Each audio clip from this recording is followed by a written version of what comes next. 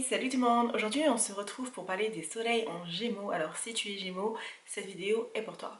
Si tu es Gémeaux, cela veut dire qu'au moment de ta naissance, le soleil terminait son parcours dans la saison du printemps, puisque en fait c'est le dernier signe qui clôture cette saison. Le soleil en astrologie, c'est en fait ce qui nous permet de développer une identité solide de soi.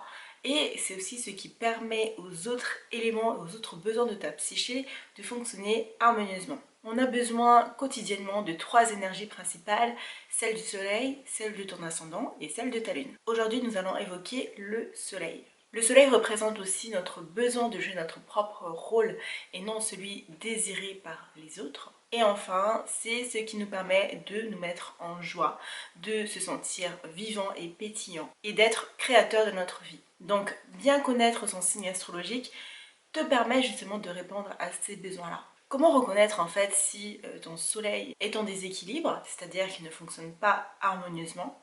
Eh bien c'est tout simple, tu as soit l'impression de jouer continuellement un rôle qui n'est pas le tien, et donc tu portes un masque. Tu peux aussi te montrer très arrogant avec les autres, ou au contraire être dans la fuite et continuellement sur la défensive. C'est comme si tu ressentais le sentiment de te faire continuellement attaquer. La timidité peut être aussi un signe que tu utilises très mal ton soleil. Le fait aussi de te sentir tout le temps fatigué et vidé d'énergie. Le fait aussi de toujours avoir un sentiment de honte. On a honte d'exister. On arrive très difficilement à se faire une place dans un groupe parce que tout simplement on est l'ombre de nous-mêmes. Si tu te reconnais dans tous ces symptômes, n'hésite pas à regarder le reste de la vidéo pour justement utiliser en conscience l'énergie de ton soleil. Maintenant que tu as compris la fonction qu'a ton soleil, on va maintenant se focaliser sur le signe en question.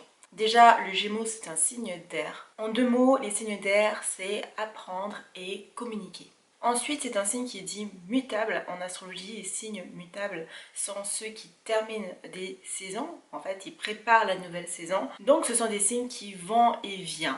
Ils sont en mouvement. La troisième chose à savoir sur le signe du Gémeaux, c'est sa polarité. Est-ce que c'est un signe introverti ou extraverti? En l'occurrence, il s'agit d'un signe d'air et tous les signes d'air sont des signes dits d'extraversion. L'extraversion en astrologie nous montre en fait que ce signe est tourné vers le monde extérieur, vers le monde de l'action. Et ce qui l'intéresse, c'est la réalité physique et tangible. Du coup, en termes de mots-clés, ça donnerait apprendre et communiquer en allant de l'un à l'autre vers le monde extérieur. Déjà, ça vous donne une idée, un petit peu, de l'énergie du signe dans lequel vous êtes né. En termes d'archétype, le Gémeaux, on peut l'associer au communicateur, au conteur, celui qui raconte des histoires. C'est aussi l'éternel étudiant, le touche-à-tout et le messager. Du coup, quand vous utilisez mal l'énergie du Gémeaux, ça peut donner du coup de la dispersion parce que justement, vous allez tellement à droite et à gauche que vous n'arrivez pas à vous concentrer sur un sujet. En basse vibration, vous pouvez aussi faire preuve de cynisme. Il est possible aussi que vous utilisiez trop l'énergie du Gémeaux et du coup c'est un peu dans le too much.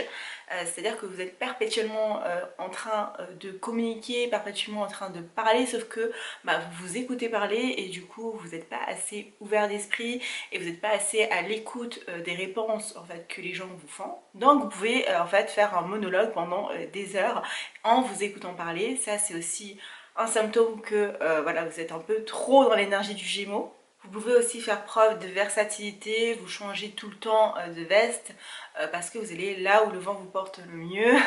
Et comme vous êtes un signe mutable qui avait tendance à aller vers les gens et revenir en arrière et vous êtes tout le temps finalement en mouvement, et bien les gens justement peuvent croire que vous êtes des girouettes et c'est pour ça que les Gémeaux ont parfois mauvaise presse alors que c'est simplement que l'énergie est un peu mal utilisée. En haute vibration, l'énergie du Gémeaux nous parle d'ouverture d'esprit. Donc vous êtes quelqu'un qui est intellectuellement très intéressé par les autres, par ce qu'ils ont à vous dire. Donc vous prenez l'information, vous le digérez, vous le repartagez. Attention justement au ragot et à ne pas être dans la superficialité et tomber dans la manipulation en fait via les relations ou via les mots parce que vous êtes d'excellents orateurs et parfois vous pouvez en jouer de trop. Donc donc juste vigilance vis-à-vis de ça. Vous êtes aussi des personnes enthousiastes, curieux de tout, donc nourrissez justement ce côté-là, cette partie du Gémeaux. Lisez, regardez des films, documentez-vous, voilà, faites toutes les activités possibles qui puissent justement stimuler votre énergie du Gémeaux, et là vous allez voir que vous allez regagner en énergie et que vous allez trouver votre vocation, votre voie, votre but en fait dans la vie. Donc en termes de tips, ben, c'est tout ce qui concerne la curiosité, la découverte. Donc ben, j'en ai déjà parlé, lire, écrire, avoir des groupes de parole, s'informer, aller au cinéma, partager sur un blog, partager sur les réseaux sociaux, vlogger sa journée, créer un podcast, voilà. Tout ce qui va vraiment stimuler l'intellect va vous faire du bien et va vous mettre en joie. Pour finir, je vais vous laisser avec quelques petites questions d'introspection. La première question à vous poser, c'est comment pouvez-vous apporter de la légèreté dans votre vie? Qu'est-ce qui vous rend curieux? Êtes-vous ouvert à la nouveauté? Qu'avez-vous envie de partager? Et enfin, est-ce que vous écoutez les autres et leur point de vue? Sachez que vous avez toujours à apprendre de quelqu'un et quelqu'un a toujours à apprendre de vous. Donc écouter, c'est vraiment la clé de compréhension du monde en fait. Voilà, je vous laisse sur ces petites questions. N'hésitez pas à me répondre en commentaire si vous en avez envie. En attendant, je vous souhaite une excellente journée ou une excellente soirée. Cela dépend quand vous regardez cette vidéo et je vous fais des gros bisous. Ciao, ciao!